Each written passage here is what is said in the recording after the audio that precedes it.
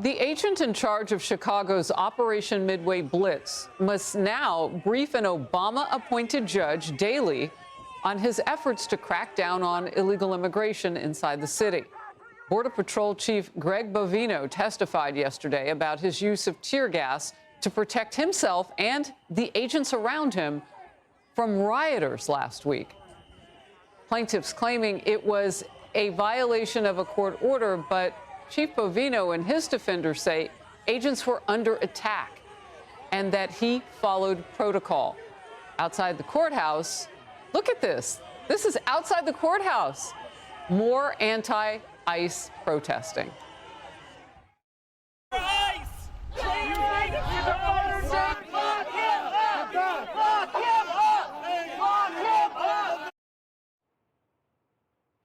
They are just way too close. I spoke with Border Czar Tom Homan on the dangers to ICE and Border Patrol agents just yesterday. Protesters have the right to protest. We support that. But when they cross that line and they're throwing weapons, throwing objects at ICE, assaulting ICE officers, or impeding their movements, preventing them from leaving a building with a detainee in their possession, that's where you've got to draw the line. I've said from day one, when you cross that line, you'll be held accountable. You'll be prosecuted. Okay, in a moment, I will talk with Commander Bovino about his hearing, an exclusive here on the Faulkner Focus. First, let's begin. Senior correspondent Mike Tobin is in Chicago with the latest. Mike. And Harris, as soon as Chief Bovino left the Dirksen Federal Building downtown Chicago yesterday, he and the Border Patrol agents drove into Cicero and the predominantly Hispanic Little Village neighborhood. And there, they picked up a guy Border Patrol says they've been looking after for some time now. A DHS spokesman says his name is Francisco Gonzalez. He's in the U.S. illegally from Mexico. They also say he's a member of the very potent street gang, the Latin Kings. And that was just hours after we got the visual of Chief Bovino running the gauntlet of foul-mouthed protesters who are opposed to the immigration crackdown. Bovino stepped on the running board of a Border Patrol pickup, gave a salute and a fist in the air to the agents that made up his security entourage, then signaled for them to move forward. That came after Judge Sarah Ellis ordered Bovino to report to her every weeknight, find and hand over all the use of force reports dating back to September 2nd, and turn over all the body camera footage, and she demanded Bovino start wearing a camera himself. That won the support of Chicago's mayor. Bovino is a barbaric individual. And I just hope that this judge provides some level of accountability, because that's not what's happening right now. Now, Bovino was brought before Judge Ellis because a journalist group filed suit asking for a restraining order to prevent agents from using riot control weapons like tear gas. Front and center was video of Bovino lobbing tear gas at demonstrators in Chicago's Little Village neighborhood last week. DHS says the crowd had become aggressive and threw things. In fact, Bovino was hit by a rock. Witnesses say the agents did not give the required warnings. DHS says they did. In fact, video released to their social media accounts backs up that claim. Harris? Mike Tobin, thank you very much.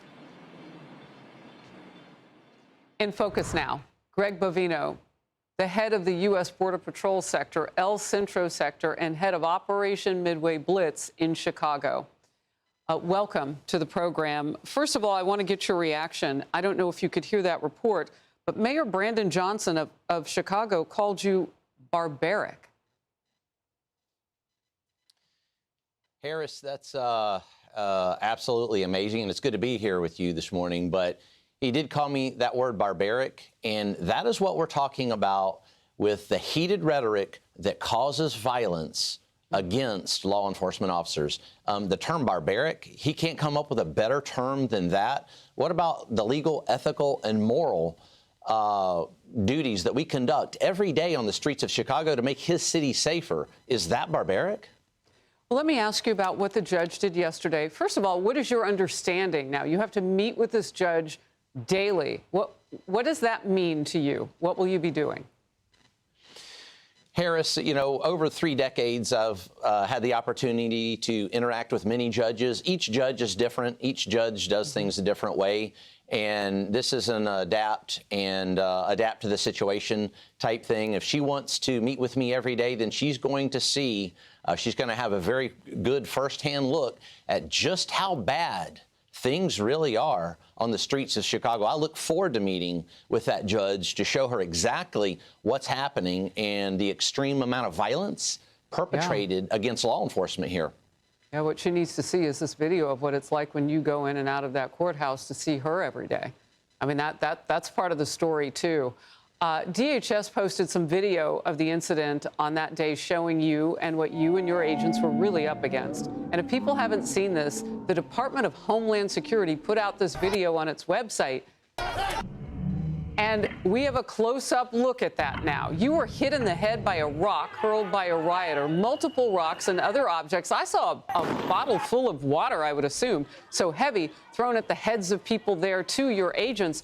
Fireworks shot toward the agents. We also see someone with a knife appearing to slash or try to slash a government vehicle's tire. And multiple warnings to the crowd to back up. Chief Bovino, talk to me about this day. Sure, Harris, we see this, the sad part of what you see in that video, our agents are in contact with that type of violence every single day. They go out into the streets every single day. After I left court yesterday, I was out with agents, and Harris, I was appalled at what I saw, literally appalled at what I saw. At one point, we had 70 vehicles, that's 70 vehicles obstructing and following our agents. And many of these vehicles engaged in violence. We made arrests. That's every day. So what you see in that video, that's reality. All right, so you're leading Operation Midway Blitz. Is this judge allowing you to continue to do your job up until 4 or 6 p.m. when you have to go sit with her? And what does that do to operations for you and your agents that you're leading?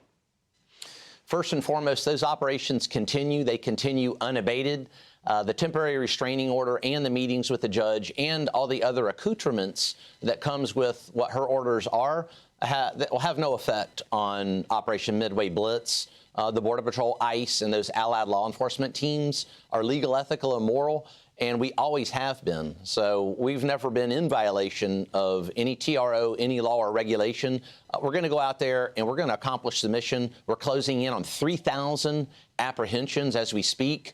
We're going to speed those apprehensions up, and now we're even going to go harder now, Harris. We go harder now, and I'm not worried about it at all. You are commander of that operation, chief of this entire sector. Does that judge know that you've had a bounty by a gang put on your head? You had somebody with a hit ordered for you. Does that come into the conversation as well? I was not able to even mention that yesterday. I did very little talking, as you know, there in that hearing. That did not come into that conversation.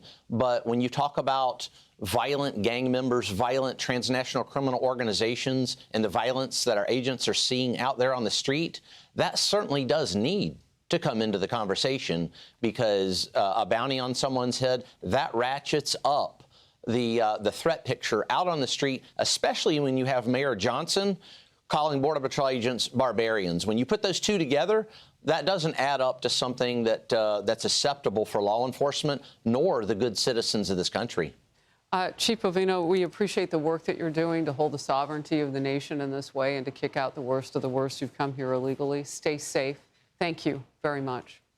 Thank you, ma'am. It's good to talk with you.